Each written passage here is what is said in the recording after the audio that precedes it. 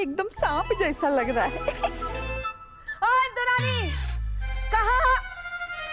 वाह, यहाँ आराम से बैठ के जलेबी खाया जा रहा है। हमको कोई तुम्हारा बात नहीं सुनना है। तुम हमारे साथ बहुत गलत किए इंदुरानी, हमको बहुत बड़ा धोखा दिया तुम। हम गलती किए, तुम पे भरोसा करके बहुत बड़ा गलती किए। सब समझ गए हैं। तू गंगा माई के साथ मिली हुई हो ना? हमारी बेटी को फाड़ना चाहती थी, उसके अनपढ़ बेटी के चक्कर में तुम्हारी, इसीलिए हमारे साथ पहले आके मिल गई ताकि हम तुम्हारे चक्कर में फंसे रहे और अपने बेटे को बचाने के लिए कोई दूसरा उपाय न कर सके।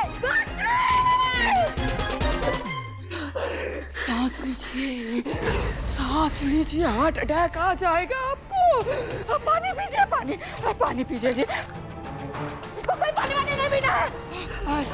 अरे ब्लड प्रेशर ऊपर हो जाएगा।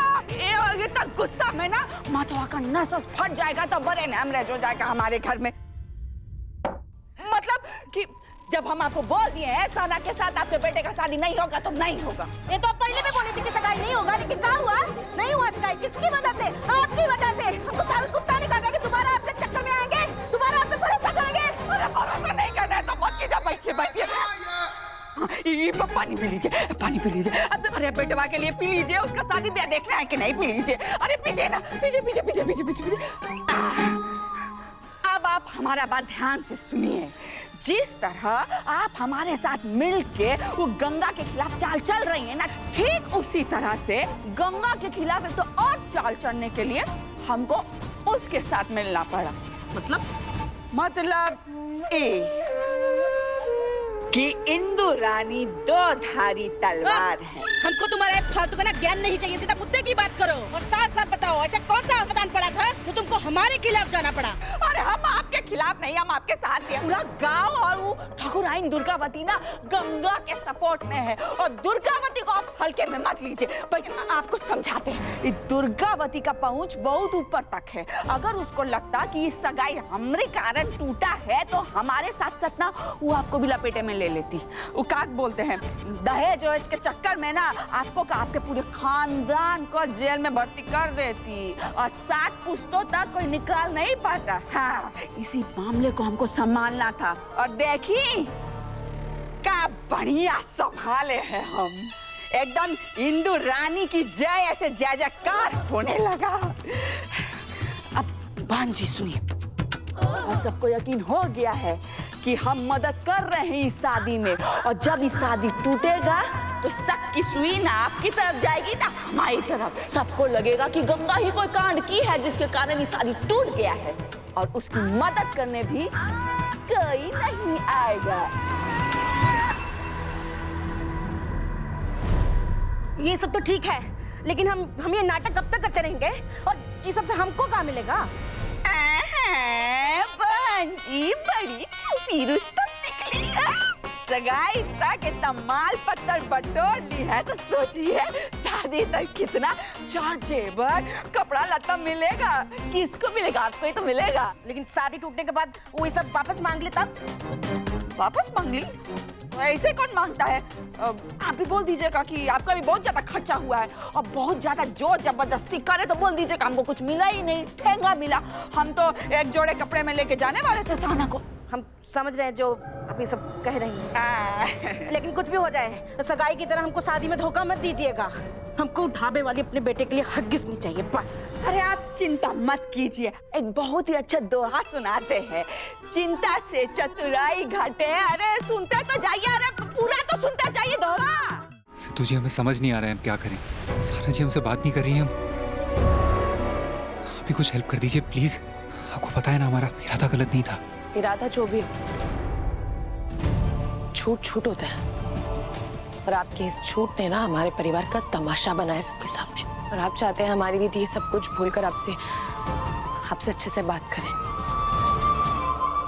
वेरी सॉरी स्नेहा जी, हमारी माँ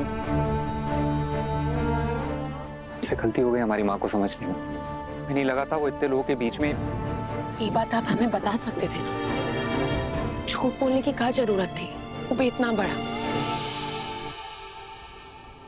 आप हमसे पर्सनली पूछे ना तो हमें झूठ बोलने वाले लोग बिल्कुल नहीं पसंद, और ना ही हमारी बहन को। अगर हमारी बहन को पता होता ना कि आप झूठ भी बोल सकते हैं तो शायद वो आपको पसंद भी नहीं करती। लेकिन अब तो आपको अपना मैं सब कुछ मान चुकी हूँ।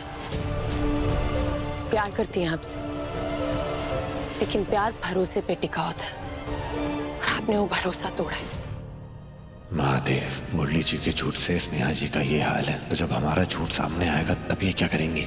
इंसान अच्छा होना चाहिए जिसे आप जीवन साथी चुनते हैं, झूठ नहीं बोलते हमसे। माफ कीजिएगा, हम इसमें आपकी कोई मदद नहीं कर सकते। स्नेहा जी प्लीज एक बार उनके पास ले जाइए, हम माफी मांग लेंगे उनसे। हम चाहते हैं कि वो हम पर चिल्लाएं, हम पर गुस्सा हो, उनकी चुप पीना बर्दाश्त नहीं कर पा रहे हैं। मनीषा, आप ना शायद हमारी बहन को पहचान ही नहीं पाए। वो तो दूसरों की गलती की सजा भी खुद को देती हैं, और आप चाहते हैं कि वो अपनी तकलीफ कम करने के लिए आपको तकलीफ दे।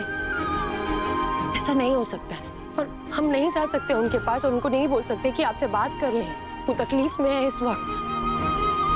स्नेहा जी, मुरली जी का प्यार तो हमने साना जी के लिए देखा ही है ना, गलती पहली बार देख रहे हैं। ये नहीं कहते कि नजरअंदाज की जाए, और माफी का मौका तो मिलना चाहिए ना। से तो किस बात की माफी? इतना बड़ा झूठ बोला है उन्होंने। फिर तो वही वाली बात हो गई, चोट पे मरहम लगेगी, तकलीफ होगी, लेकिन चोट भी तो उससे ठीक होगी ना। एक मौका। नहीं सर, तो हम अपनी बहन को इतनी तकलीफ नहीं दे सकते। सही हमारे लिए कोशिश तो कर सकते हैं।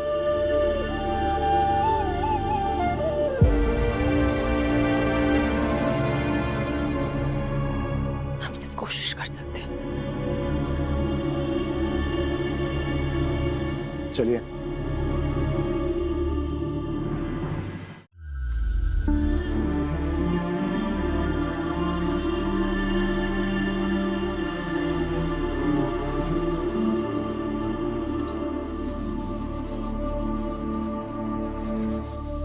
बचपन में एक विज्ञापन देखा था स्नेहा जी, घिस घिस के ऐसी घिसी कढ़ाई, ना बचा कोई दाग, ना बची चिकनाई। वाह! वैसे जिस गति से आप ये घिस रही है ना, प्लेट का बन जाएगा आईना। ये देखिए।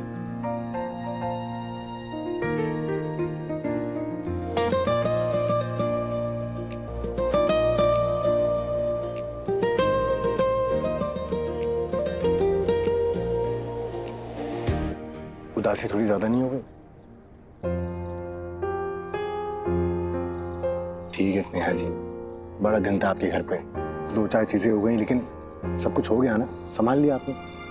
क्या बताएं सिद्धू, आज के दिन का ना हमें बहुत समय से इंतजार था। सहाना दी की सगाई, लेकिन इतने बड़े दिन पे भी माँ और दीदी परेशान थे। मुझे आपने वो कहावत तो सुनी होगी, प्यार एक जंग है, रोज थोड़ी थोड़ी लड़नी पड़ती है। जब एक एक करके जंग जीतेंगे तब तो जाके मिलन होगा, और संभाल लेंगे, देख लेंगे स्नेहा जी। वो तो हम देख लेंगे, लेकिन ये सोचो सिद्धू, शादी तक कितने ड्रामे और कितनी जंग होंगी। फिलहाल तो आप ये जंग देखिए।